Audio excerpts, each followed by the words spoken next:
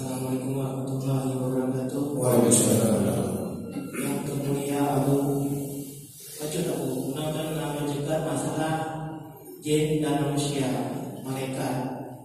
Manusia ada di dalam malaikat dan jin. Jin, malaikat di dalam manusia. Jika kadang-kadang dia apakan dulu. Kadang-kadang kena bakupur lagi. Awalnya kadang-kadang jin kadang jin dengan jin kadang tutur dengan bersahabat dalam masalah ini. Abuan dengan sebagian manusia kadang-kadang menepi tahu. Jadi kadang-kadang juga nak hantu kiban yang masuk. Ya. Assalamualaikum warahmatullahi wabarakatuh. Munyo atu bentuk asli ambil.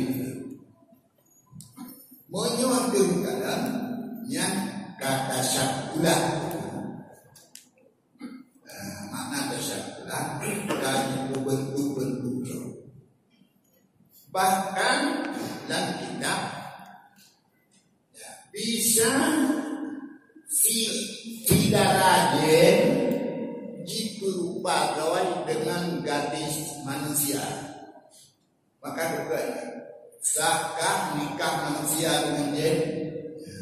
Apabila jin kan bentuk roh dengan bentuk manusia, sahkah. Tapi menjadi bentuk roh dengan bentuk beliau sahkah. Ya, kemudian lanjutkan masalah. Jino dia ganti ke bentuk buruk, ganti bentuk roh dengan bentuk buruk, ganti kawin lewat orang.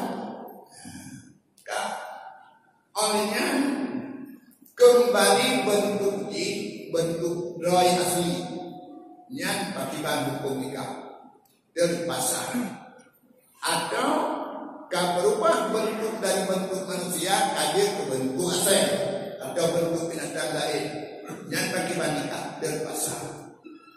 Ya, dengan keperluan pernah terjadi anu bak kawin manusia menjin. Ya, jauh sana. Ubay karena belum nak terjadi. Kawin kita. Jadi Dino kena itu di Jakarta. Awak dukun-dukun sebanyak cukup mahal.